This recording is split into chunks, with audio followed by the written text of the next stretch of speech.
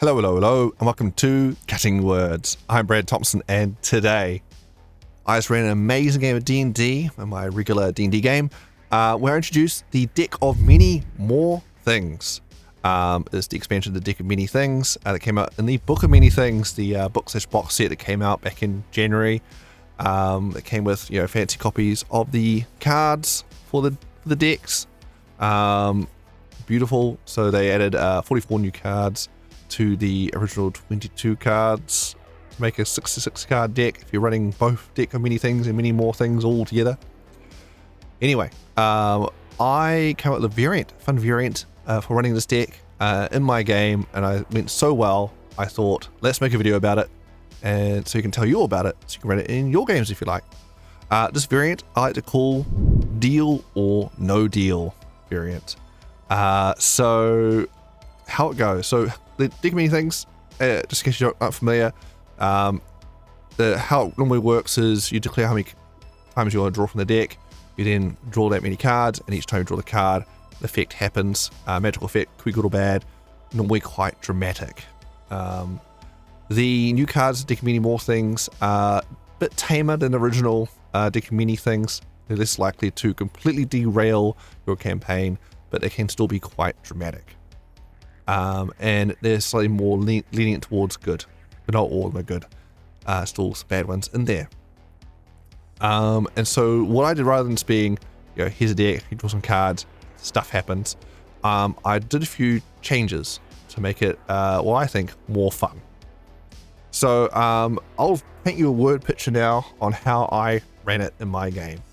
So the setup was, in my adventure, is I had a Cloud Giant Gambler. They're in Big B presents Glory of the Giants, and so I had this Cloud Giant Gambler. You could have anyone, be a Fae, would work perfectly well as well. Players ran into this Cloud Giant and basically offered to play a game. The players had opportunity to take part in this game by anteing in a magic item. Players negotiated, managed to get down, so rather than doing magic item each, they got down to I think 3 magic items out of the 5 of them to take part in this game. Once everyone had agreed and were in the game, they had the rules kind of explained to them, and then the Cloud Giant dealt them a card each from the deck. Now this deck is, I pre-set up what cards are in here. I had about 33 of the new cards in there. I took some out and what didn't really quite want at this point in the campaign, but so you can customize the deck. There's enough cards here, you can still have a decent sized deck here without while still keeping it pretty balanced, as it were, as balanced as chaos can be. So with that, I dealt each player a card face up. So the players, they can see the artwork of the card, the name of the card, but they didn't know what the card did at that point. Let's go off vibes. So you'll get dealt one card. And the beauty of having these new cards is because my players, experienced players, they are well aware what the original Deck of Many Things does.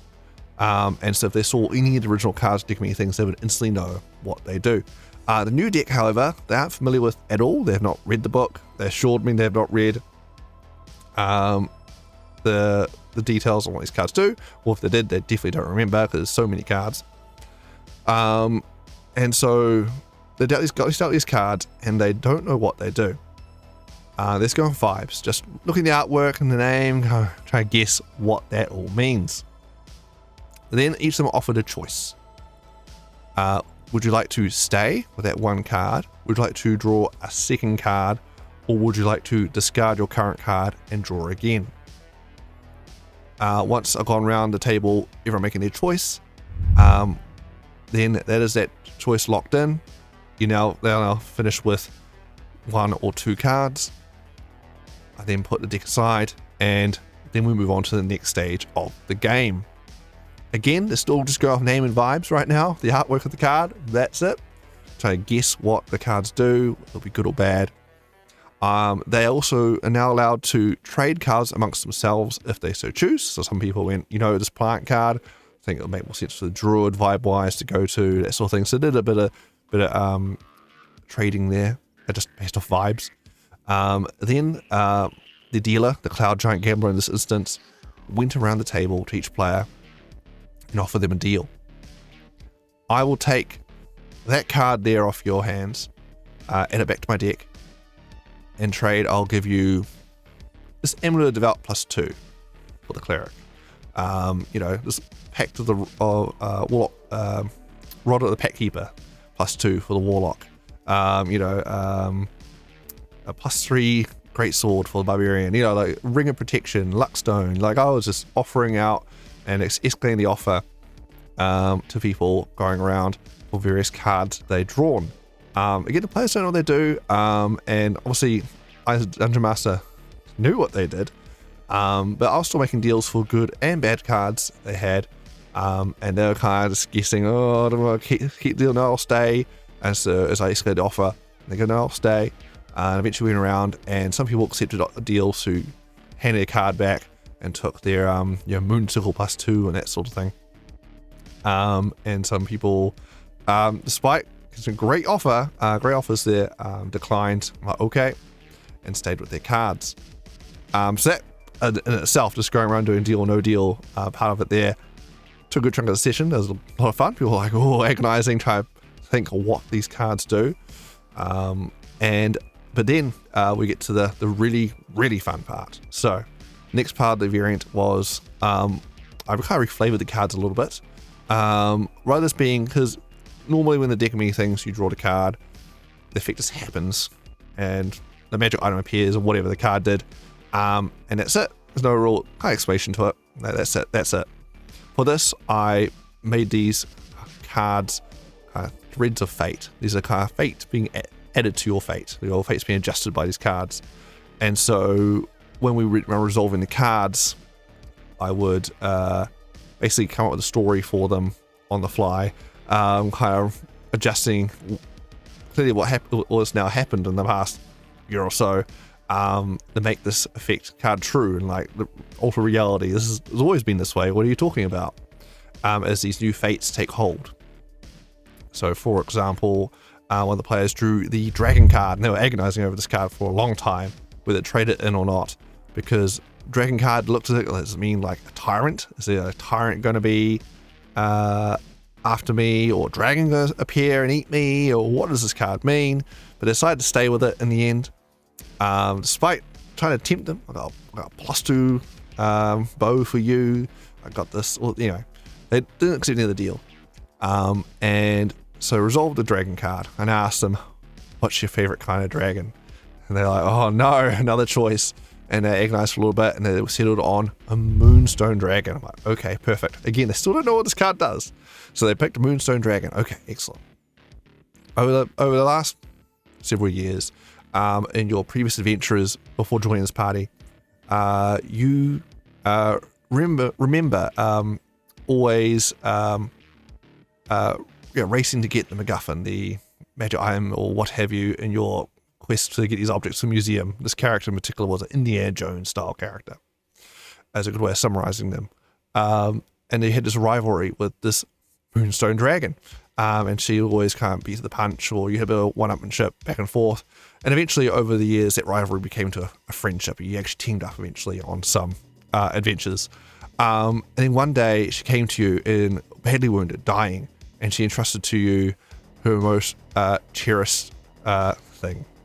She passed on to you, last of her clutch, her dragon egg, to care for before dying. And you've carried this egg with you since then, and is due to hatch at any moment. And so basically reality still shifted, because the card as written is a dragon egg just appears in front of you and hatches, and you got a baby dragon now. So this is a little more flavor there, and so basically we went around adding these threads of fate, these plot hooks, as they were, adding more plot and backstory to characters for me as a DM to play with, and more plot and stories to their character.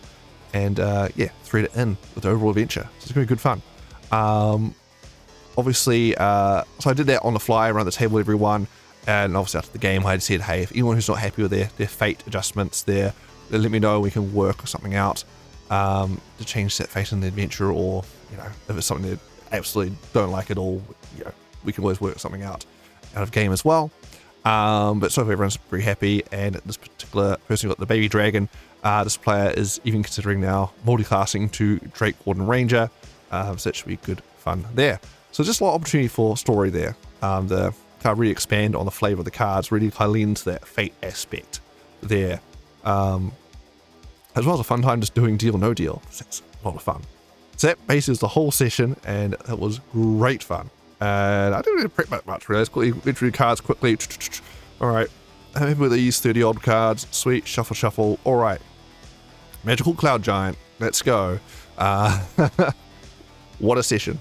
A lot of fun. So definitely something I think could be a lot of fun to have in your back pocket, especially when I spice things up. So they're in the middle of like between dungeon crawls or something at the moment. Middle of nowhere traveling. So it was a good one just let's spice things up this session. We're gonna have a encounter a flying Magical Cloud Giant with with a deck of many things, and let's see what happens. And so it was a lot of fun. And we didn't even derail the adventure. There's no one has to journey off to another dimension to get someone's soul back or anything like that. None of those cards in the deck. I think the worst case was someone's got undead now hunting them. They drew the undead card. But still, we could do some cool plot there. So clearly they've fought and killed this person who now blames them for their demise, and we work with them, that player, expand that backstory there, and having this revenant, this undead hunt them down and show up from time to time, and potentially even turn, even though it may seem like a negative on the outset, we can still do fun things with that fun plot with this undead that's hunting them. It might even, be carrying a magic dagger or something to try and kill the player with, and when they kill them, they get magic dagger or whatever. You can do good old things there. You can have a lot of fun with that. So not every negative card necessarily needs to always be negative. You can change things and twist things. So, good fun no matter what, be it from story or from loot or whatever the players enjoy. Anyway, so that's it, Deal No Deal variant. I'm Brad Thompson. This has been Cutting Words. Thanks for watching. If you haven't already, like and subscribe so you don't miss out on these videos that come out on the regular on the YouTubes. Alright, until next time, may the cards ever be in your favor. Happy gaming, and see ya.